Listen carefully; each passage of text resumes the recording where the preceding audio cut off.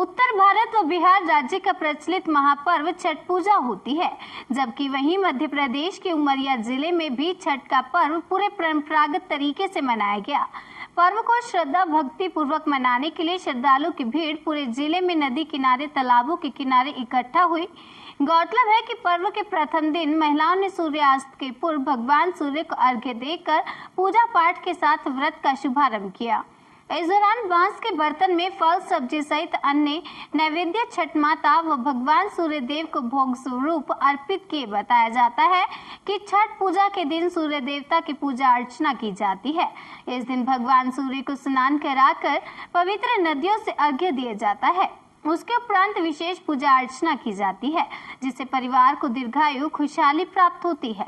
मान्यता है कि नवविवाहित महिलाओं द्वारा व्रत का पालन करने से उन्हें तेजस्वी, बलशाली संतान की प्राप्ति होती है। इस दिन माता कुंती ने व्रत का पालन किया था तो उन्हें भी बलवान और तेजस्वी संतान की प्राप्ति हुई थी। बताया जाता है कि पहले दिन बिना नमक के भोजन किया जाता है, दूसरे दिन निर्जला व्रत का पालन कर सायं सूर्य को अर्घ्य दिया जाता है और तीसरे दिन सुबह भोर में उगते सूर्य को अर्घ्य देकर पूजा अर्चना कर व्रत का समापन किया जाता है। मान्यता है कि जब पांडव जुए में अपना सारा राजपाट हार गए, तब द्रौपदी ने छठ का व्रत रखा था। द्रौपदी के व्रत के फल से पांडवों को अपना राजपाट वापस मिल गया था। इसी तरह छठ का व्रत करने से लोगों के घरों में समृद्धि और सुख आता है। छठ मुख्य रूप से बिहार, झारखंड, उत्तर प्रदेश सहित कई क्षेत्रों में छठ का महत्व है।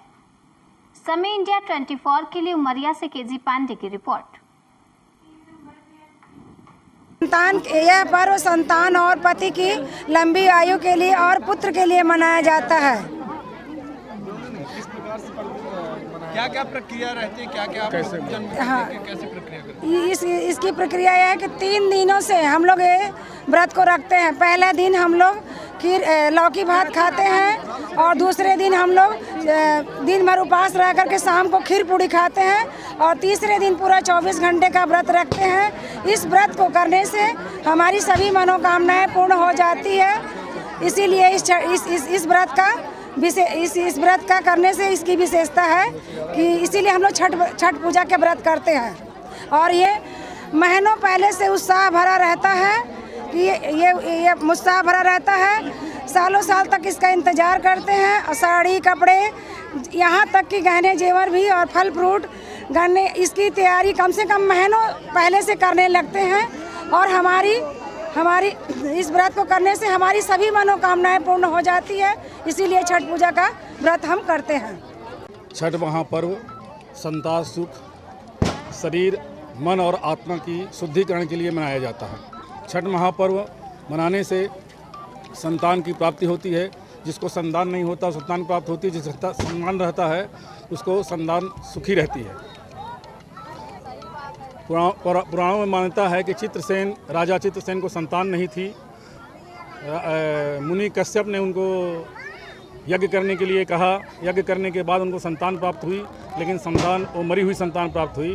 तो पुत्र के विछोह में उन्होंने शरीर त्याग दिया। इस घटना के बाद ब्रह्मा की पुत्री चित्रसेन अवतरित हुई और उन्होंने छठ महापर्व करने का आग्रह किया। जब राजा ने छठ महापर्व किया तो उनको पुत्र प्राप्त हुआ। इस तरह पुत्र प्राप्ति के लिए छठ का त्यौहार मनाया जाता है। किस प्रकार से त्यौहार मनाया जाता है? यह छठ त्यौहार 3 दिन का व्रत होता है। पहला नहाए खाए रहता है, लौकी भात खाते हैं, इसके बाद खीर खाते हैं, तीसरे दिन पूरा निर्जला व्रत रहते हैं। 3 दिन का इस तरह 3 दिन व्रत रखा जाता है।